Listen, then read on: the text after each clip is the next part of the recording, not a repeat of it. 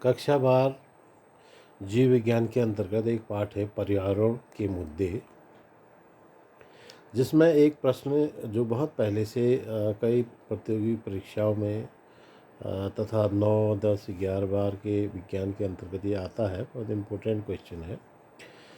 ये क्वेश्चन है कि वैश्विक उष्णता में वृद्धि के कारणों और प्रभावों पर चर्चा करना है और वैश्विक उष्णता वृद्धि को नियंत्रित करने वाले उपाय क्या हो सकते हैं, इसमें चर्चा करते हैं। इसमें देखिए, वैश्विक उष्णता जिसको हम सामान्य रूप से अंग्रेजी में क्या कहते हैं, ग्लोबल वार्मिंग के कारण तथा प्रभाव पर चर्चा करनी है। देखिए, ग्लोबल वार्मिंग या जिसे वैश्विक उष्णता में वृद्धि के कारण क्या हो सकते हैं। ग्रीन हाउस गैसों के स्तर में वृद्धि के कारण पृथ्वी की जो सामान्य तापमान है उसमें वृद्धि होती है, और तापमान में जो वृद्धि होती है तो पूरे विश्व भर में होती है, इसलिए इसको वैश्विक उष्णता कहते हैं। गत शताब्दी में पृथ्वी का जो तापमान है 0.6 डिग्री सेंटीग्रेड वृद्धि हुई है इसमें, जिसमें अधिकतर वृद्धि पिछले 3 दशकों मतलब 30 साल के अंतर्गत ये वृद्धि हुई है। तो जब अभी 2000 चल रहा है, 2100 जब चलेगा जो सन है उसमें ये 1.40 से लेकर 5.8 डिग्री तक बढ़ सकता है, मतलब अगली सदी में 2100 जब चलेगा।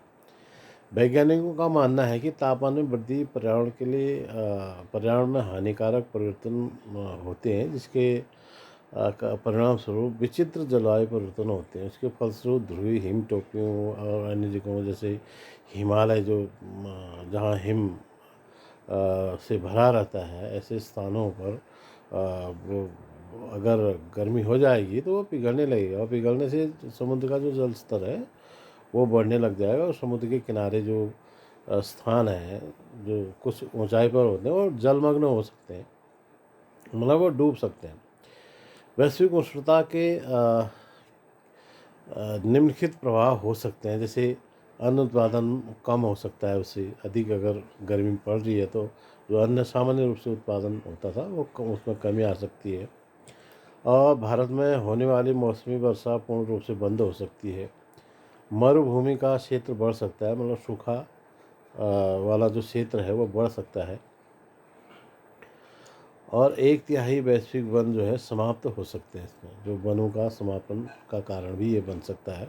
भीषण आंधी आ सकती है, चक्रवात आ सकते हैं, बाढ़ की संभावना बढ़ जाती है। तो इस तरह से 2050 ईस्वी तक 1 मिलियन से अधिक पादपों और जंतुओं की जातियाँ इसमें समाप्त हो जाएंगी, अगर इसी तरह से जो उष्णता है, जो ग्लोबल वार्मिंग वो बनी रहे तो।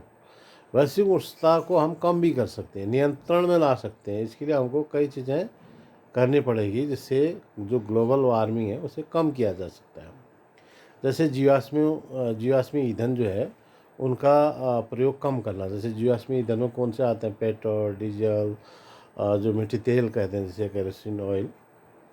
तो इनकी जहाँ भी इसका यूज़ होता है गाड़ियों में या अन्य कोई जनरेटर इत्यादि जो चलते हैं, उनका यूज़ कम से कम करें। तो ऐसे गाड़ियों या ऐसे व्हीकल्स का अधिक यूज़ करें जो जैसे इलेक्ट्रिक हैं, या जिससे पर्यावरण प्रदूषण कम से कम होता है। ऐसे दूसरी चीज़ आती है ऊर्जा दक्षता में सुधार। जैसे गाड़ी है तो उसको अगर 1 लीटर पेट्रोल में कोई 20 किलोमीटर जाता है तो 50 किलोमीटर अगर चले जाए तो दक्षता आ जाएगी। पेट्रोल तो 1 ही लीटर खर्च होगा, वो आदमी 50 किलोमीटर जा सकता है।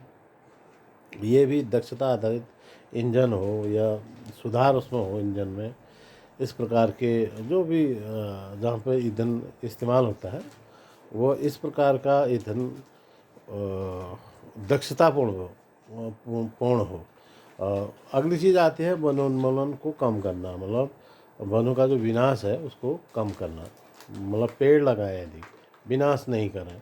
मनुष्य की बढ़ती हुई जनसंख्या को कम करना, ये भी एक कारण है कि जिस तरह से आज पूरे संसार की जनसंख्या बढ़ रही है उसको नियंत्रित करने का काम भी करें तो उससे ग्लोबल वार्मिंग कम हो सकती है। जानवरों की जो विलुप्त हो रही प्रजातियां हैं उनको संरक्षित करने का काम भी कर सकते हैं। वनों का विस्तार करना, मतलब अधिक पेड़ लगाना, वृक्षारोपण को बढ़ावा देना, ये कुछ कारण इसके हो सकते हैं। तो इस तरह से हम ग्लोबल वार्मिंग को कहीं न कहीं बचा सकते हैं।